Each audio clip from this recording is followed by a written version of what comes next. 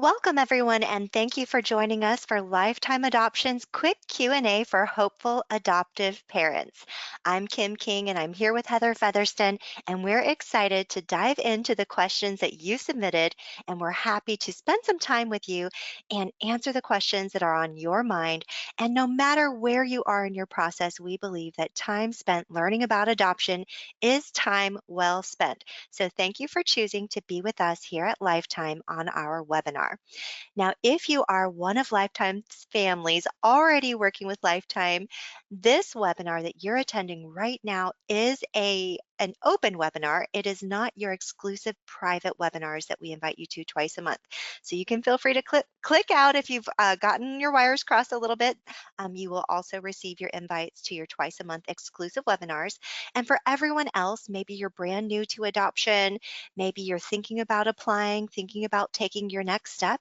Perhaps you've already been accepted into Lifetime's program. We are here to guide you each step of the way on your path to a safe and successful adoption. If you're brand new to Lifetime, you can fill out our free application at lifetimeadoption.com. You can reach out to us, call and speak with a coordinator at 727-493-0933. And the application is a really great step to take, and it does not obligate you to anything. I know that your next steps and what next steps should you take is one of the questions that we have on our list tonight from what was submitted from our registration. So Yep. we'll be talking a little bit more about that. And Heather, thank you so much for being with us. Oh, I'm happy to be here, Kim. I got a chance earlier to kind of go through the registration report and compile the questions. There were a few that were similar, so I kind of got them so that the intent of both were reflected. So I'm just happy to be here tonight to help in any way and to kind of share these questions that have come in with you. So our first question is getting right to the chase here. What is the cost to adopt with Lifetime? Yes, to adopt with Lifetime, your estimated total spending will probably fall around 45 to 50,000 in total. Now there are a few variables with that, and if you are someone that's just starting to get to know us here at Lifetime, perhaps you'd like to receive Lifetime's information packet for adoptive parents. You can request that by emailing me, kim@lifetimeadoption.com, and I will send that over to you. Now, if you do email me and you haven't applied yet, be sure to include what state you're in and feel free to share a little bit about where things are for you right now with your adoption process. If you're brand new to it, maybe you've been already working with an agency and want to connect and get some questions answered. But email me, kim@lifetimeadoption.com. I will send you our info packet. It is online for you to view, and it has a really great sample budget typed out for you. It has explanations for every aspect of adoption spending that you can expect, and it has a full accounting of all the services that you can receive and opt in or out of here at Lifetime.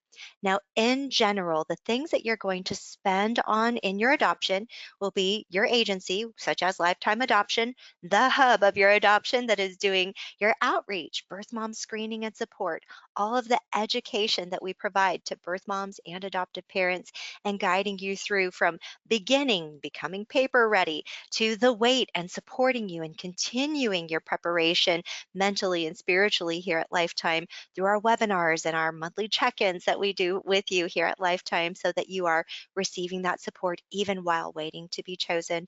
And then on through to the match and through to the successful adoption where we remain as the hub of your adoption, orchestrating everything with the hospital, attorneys, birth parents, and you as the adoptive family. So you have your agency fee. You also have your home study fee because the home study is a separate expense since every state has different home study requirements. There's no such thing as a nationwide home study. Every family lives in a specific state and gets their home study done in that specific state by a Hmm. licensed social worker in that state to help you ensure you meet your state's local requirements. Lifetime provides referrals. for the home study providers in your area. So once you're working with Lifetime and you have your welcome call as a brand new family in your program, just mention that you would like that referral for home study provider in your area.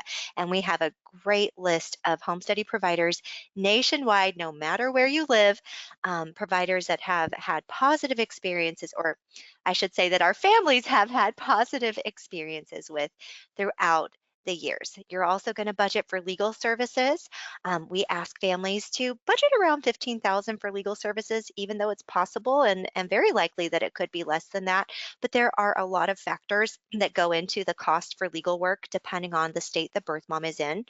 And in the info packet, it really goes into a great deal of information about that.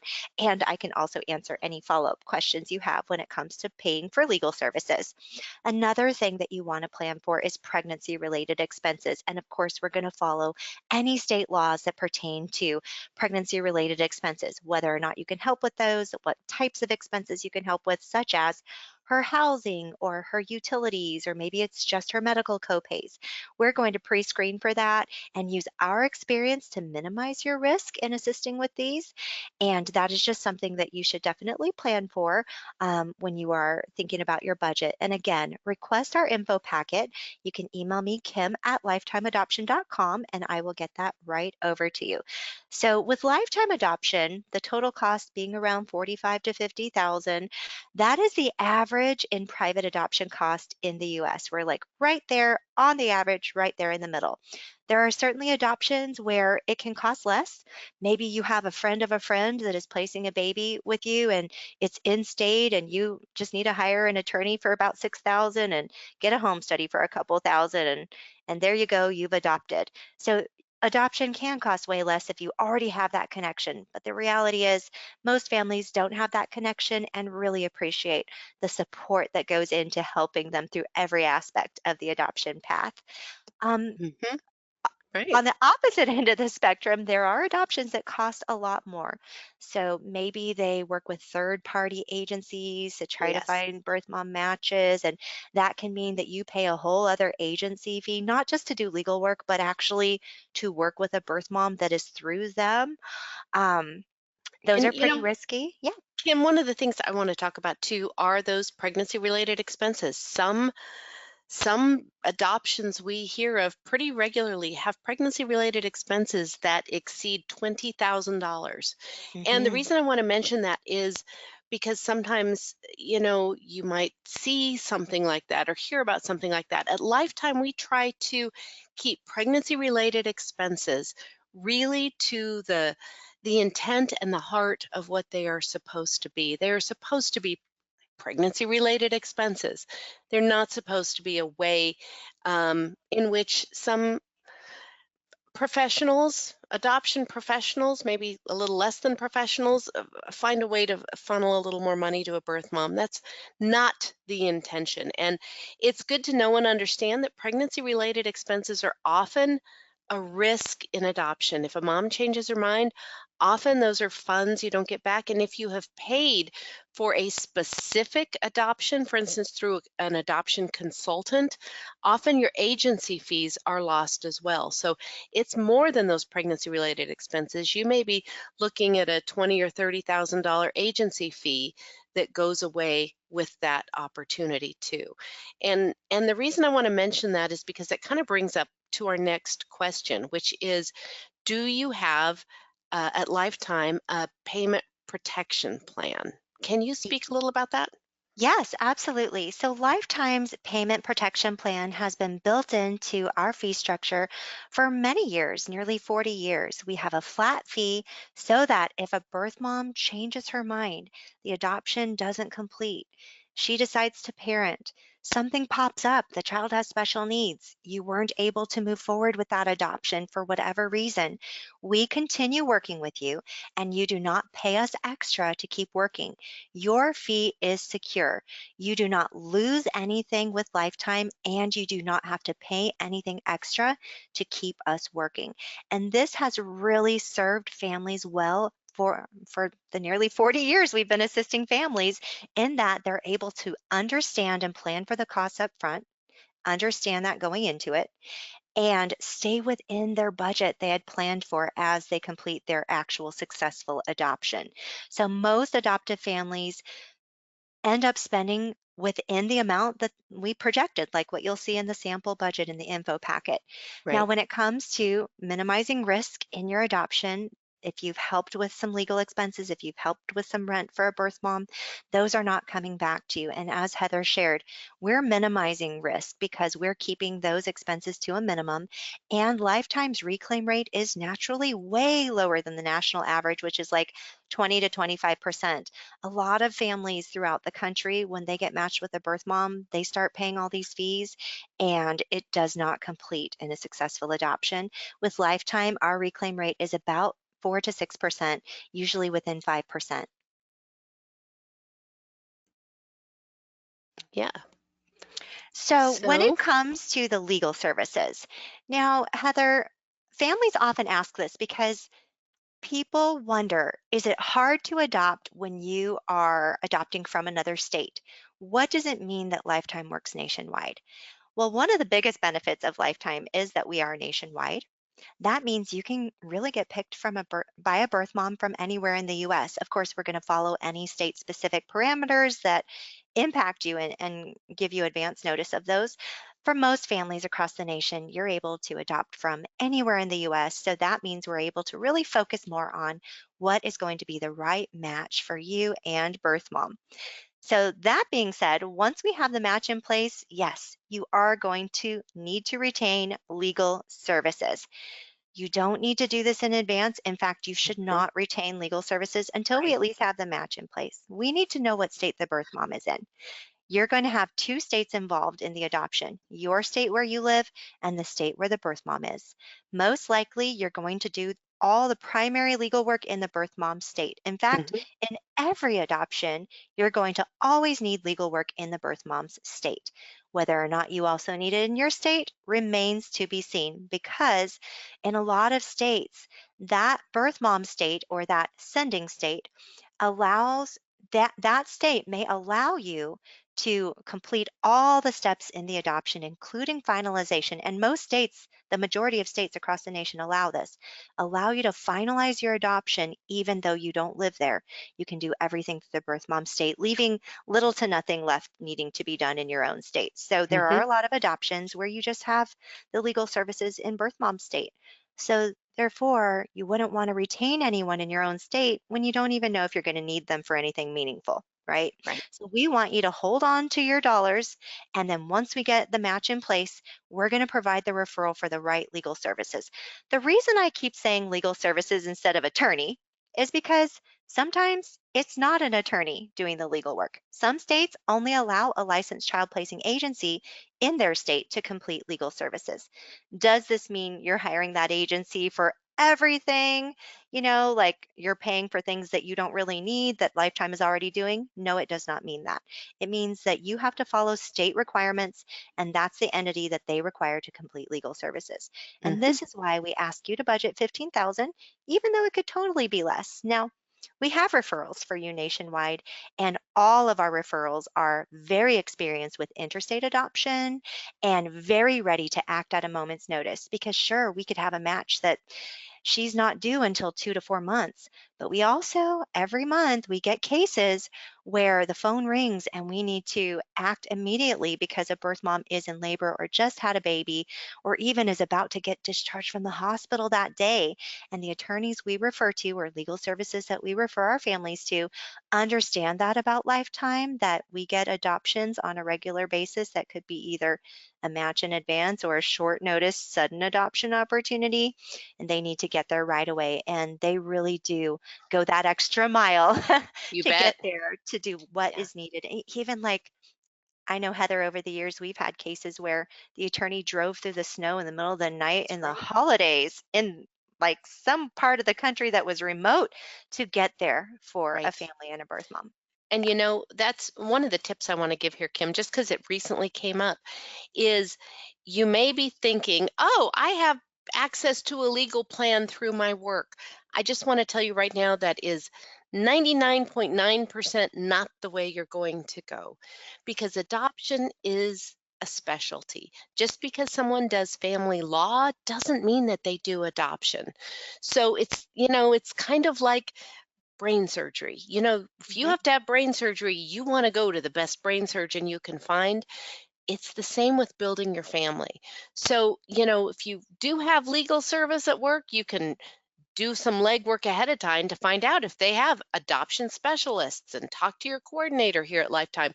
But, don't get too hung up on that because, really, Lifetime has 40 years worth of referrals, and we can help you with those specialists who only do adoption because again, it really, especially when you're looking at interstate adoption, it is a specialty. And Heather, I just think about the way I described how they're ready to act at a moment's notice. Yes. They are familiar with interstate adoption. We've Right. worked closely with them. You want to think about them as almost like they wear like superhero capes because they Mhm. really, this is what they live and breathe. Mhm. They Yeah. also have a heart for birth mothers, and Mm-hmm. that's what you want. You need professionals who have that heart for birth mothers, who are showing that love and compassion through the hands-on work that they do, which, I can proudly say that's what we have at Lifetime. But as we are, looking at the referrals, the people we work with, that's something we look for too, and that can make or break an adoption. I'm really glad that you brought that up, Heather, because Mhm. that's where the true value of our referrals comes Yeah. into play. The positive experience that we've had and how their bedside manner, at the Yes. hospital with a birth Yeah. mom signing relinquishments. Yeah. Right. hmm So, as we talk about birth moms, the next question I have here, can we choose closed adoption? So the reality is that closed adoption is rapidly becoming practically non-existent in the US. Currently, it's at least 95% open adoption, leaving maybe 3 to 5% closed adoption. So that's the reality. So I would say it is worth everything to learn as much as you can about birth moms, understand the difference between reality and stereotype when it comes to a woman Mhm. who is considering adoption. That is going to change everything for most adoptive parents, understanding where her heart and intentions are and learning about the reality of parenting through open adoption. A family recently asked me an awesome question, which was, what does the child call the birth mom? Right. And I love this question because they're really thinking through what it's going to be like as they make this commitment coming into adoption to say, hey, I'm when you choose me, we're promising to keep in touch with you through the years. We're not going to Mhm. disappear and you're not going to wonder how your child is doing. You can count on us. But there are still some practical questions when it comes to open adoption. Right. What does a child call the birth mom? Well, we really encourage families to share about the adoption story from birth with the child and maybe use the term tummy mommy. What does the child actually call the birth mom? No, they usually just call her by her name or a nickname they've all come up with together, or maybe a Mhm. cute way that the child would say the birth mom's name in their toddler years. So Mhm. it's all actually very natural, and almost all of our adoptions are newborns. So most birth moms are hoping for open adoption. Most adoptive parents these days understand and they're aware of the studies that show open adoption is in the best interest of the child's mental health for decades to come, because when the child grows up knowing about his or her adoption story and views the birth mom in a positive way, it helps them have a more positive self concept as an adoptee and just as a person. So, Mhm. open adoption is the structure for you to provide that for your child. And what does it look like? Sending updates a couple times a year, maybe having a once or twice a year meetup in a public place. It's not visitation, and she's responsible for her own travel. Now, this is Lifetime's kind of way of going about open adoption, and it's very important that no matter who you're working with and what birth mom you're matched with, that you have the support to make it very clear what those expectations look like. Mhm. And I would add on to that, you know, keep in mind, it is much easier for a birth mother to choose to parent than it is for her to choose adoption. She has a lot of people in her life telling her, "You don't have to adopt. We'll help you with the baby." Or, even if she's already parenting, she knows how to do that. She's choosing adoption.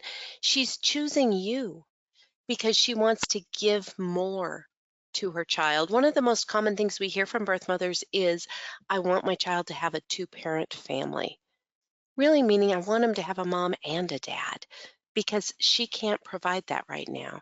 This is not someone who is going to park outside your house and watch with binoculars. She could choose to keep and parent her baby if she wanted to, but she's choosing this to give more to her child. And when you can start seeing a birth mother through that lens, you start seeing this as the true selfless decision it is, and her desire to be a part of her child's life is really to ensure that the child knows this was a decision she made out of love. Hmm. And that is, to be honest, that's one of a birth mother's biggest fears. Will my child hate me? Hmm. And when the adoptive parents can not only include her in the child's life, but also, you know, really show the child that they love and appreciate her, it makes this beautiful triad that is come to life, that is really truly just more people to love our children. Hmm. We have a really good webinar, just side note, added Mhm. resource for you. It's called Modern Christian Adoption. You can request the link to it or just Google it, Lifetime Adoption, and then the name of the webinar is Modern Christian Adoption. I'm happy to send it to you, especially if you're brand new to this concept. Mhm. Maybe have some fears and some stereotypes. That's all natural, especially coming from infertility into adoption. Sure. We want to give you that support. And hey, if you're at least open to learning more, that's the best thing. So just email Mhm. me, kim@lifetimeadoption.com, so I can give you all the Yeah. resources. So, next question we have here, what is the timeline for a baby? I know that's a kind of a big question, Kim. Mhm. Yes, well, here at Lifetime, the most typical outcome is a newborn adoption. So that's good to know. Sometimes families wonder, is it too much to ask to say I want a newborn? But actually, Right. over 95% of our adoptions are newborns. So I like the way this question is worded. What is the Mhm. timeline for a baby? So typically, families can expect to adopt within a year or two. Some adoptions take longer, some may be shorter. We are very careful in answering this question because we don't want you to think that just because the right birth mom hasn't come along yet, that there's anything wrong with you as long as you're following the process. We also don't want you to be caught off guard and unprepared to say yes or unable to say yes if it happens sooner than you thought. There are some there are just some variables that go into your timeline, and there are some things that are just outside of anyone's control and that fall under the umbrella of God's timing for your family, for this birth mom, for this child. It's within God's timing. So, what are some factors? Well, your adoption preferences play a huge role in that. You Mhm. can set your preferences to be super open and you're open to any race. You're open to all the substances as long as the baby is healthy. You are happy to adopt a boy or a girl. You're willing to keep in touch with the birth mom after the adoption. You're able to help with some expenses. So you've got some broad preferences. That's going to enable your adoption agency, such as Lifetime, to present your profile to far more birth moms, giving you more opportunities to be seen and chosen by a birth mom versus if you were very specific about your adoption preferences. Maybe there are some factors that right now you're open to maybe one or two races. You're not really that confident about how you feel with open adoption, so you're going to maybe be a little more narrow there. Um, Maybe you're not in the position to really help with birth mom expenses or pregnancy related expenses, and you also have a negative feeling about that, perhaps. Maybe we need to talk a little bit more about that to help us understand the benefit and how it Mhm. contributes to stability in your adoption with a birth mom. But maybe you have just reasons right now that preferences are very narrow. And I will say it is quite natural for families to broaden and loosen up their preferences as they become more acclimated to the world of adoption. One, they learn more. Education makes a big difference. They get equipped with the knowledge and the skills to navigate parenting through adoption. And that really removes that burden that is causing them to limit their preferences, because a lot of times preferences aren't based on the practicality of whether you can parent that child, but more based on the fear, right? What will Hmm. people think? How will I deal with that? It seems like a lot. I don't know how to do XYZ for that child. And Right. as you become more acclimated, you realize that the true surrender that it takes to um, successfully adopt. And that brings us to that factor, which is getting chosen by a birth mom. And that's the thing Right. that you can't control.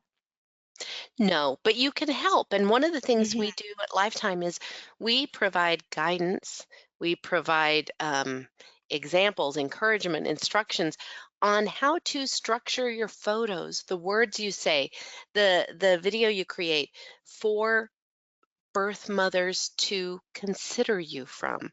That's a big part of our program that is based on current birth mother feedback. Hmm. So we help you bring out um, what's different about you, what a birth mother might connect with. It's super easy to say, oh, my husband and I were excited to be parents. We're going to love a child. Our extended family is going to love a child.